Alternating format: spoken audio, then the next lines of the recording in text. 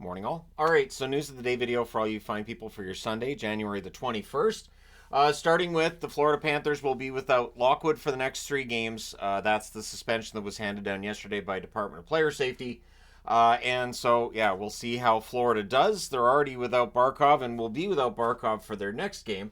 He has a lower body injury. He's not playing tomorrow against Nashville. What's interesting to me is that Barkov, it's been day to day, and they don't really tell us anything, which again has become kind of a staple in the National Hockey League.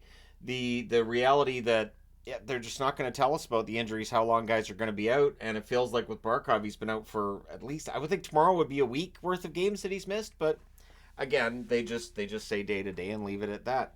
Last night, the St. Louis Blues welcomed Pavel Demitra, Mike Liut, and Keith Tkachuk into the Hall of Fame for the team. Pavel Demitra, of course, passed on. So his widow and his kids were there, and I thought it was nice. A great ceremony, nice to see everybody there. Of course, Keith Tkachuk, never very far from St. Louis, it seems. And Mike Liut, a goaltender who some may remember more for his Whalers run, but I remember Mike Liut as a goaltender who was absolutely out of his mind that one year for the St. Louis Blues. Arguably could have and should have been the Hart Trophy winner that year, but there was some guy named Gretzky that was hogging all the attention. So nice to see the Blues expanding their Hall of Fame.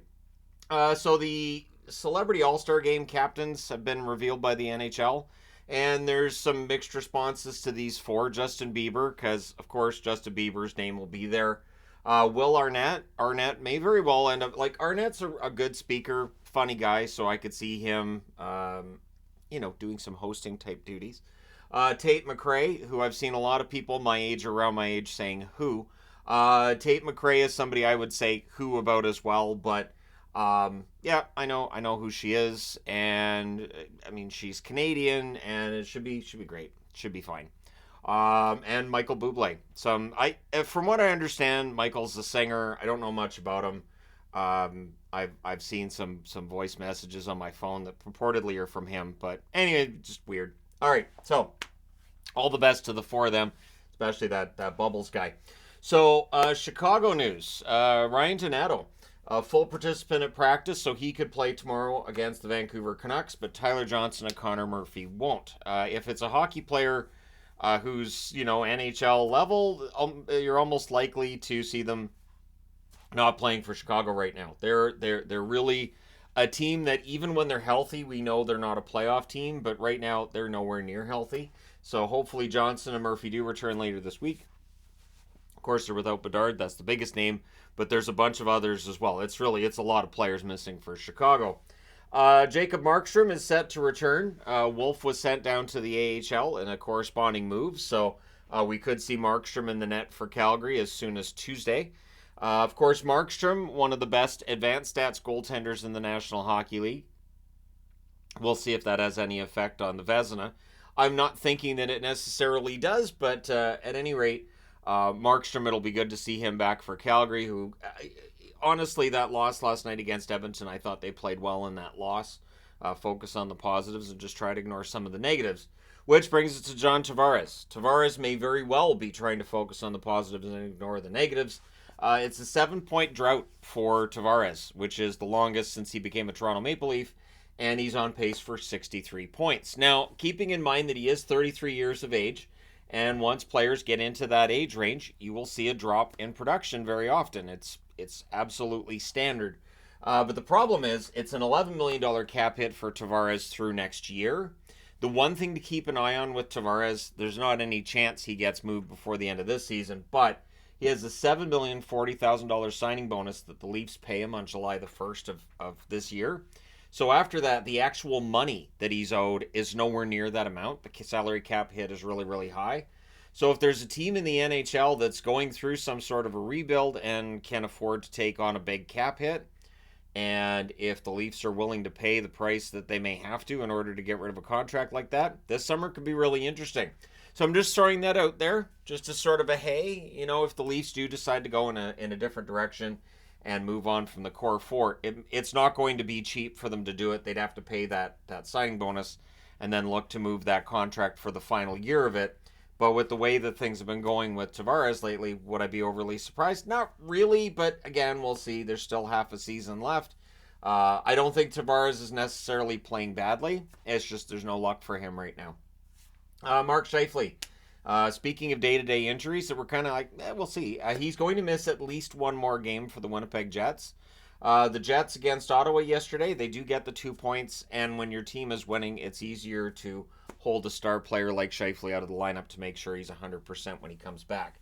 So Scheifele will miss at least one more game for Winnipeg, which means Lowry stays on that top line, which is good for Lowry, at least in all likelihood, unless Bonus decides to switch up the lines.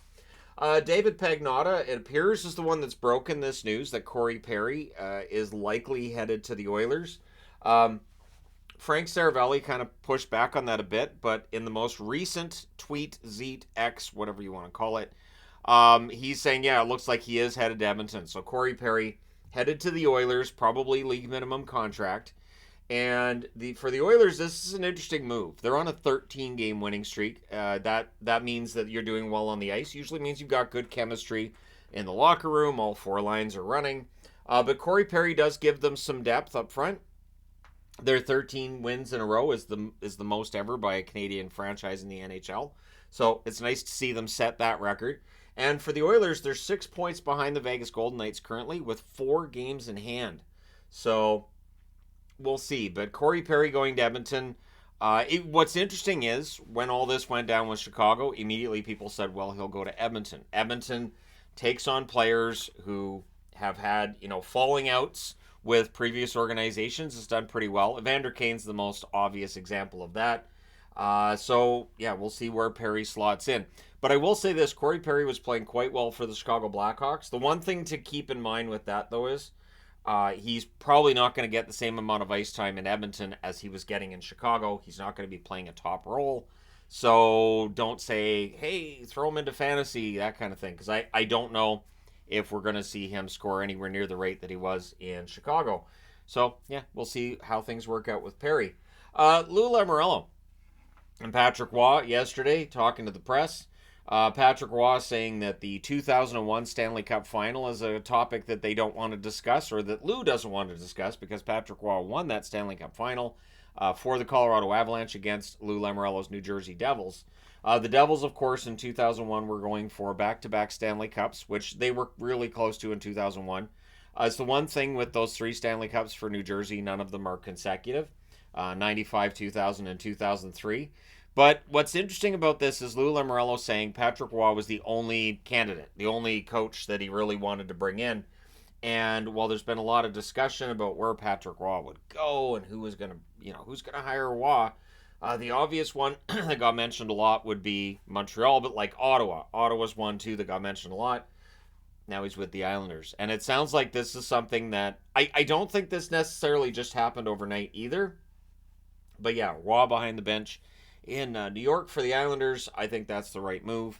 And let me know your thoughts. Do you think he's going to be a big success? Do you think it's going to be a struggle? Do you think that it's going to reveal that the Islanders roster is better than their record? Or maybe they're just as bad as their record? And then maybe that puts Lou's job on the line at the end of the year. I do expect some sort of a turnaround with the Islanders. We'll see if it starts today where they're against Dallas. So we'll see.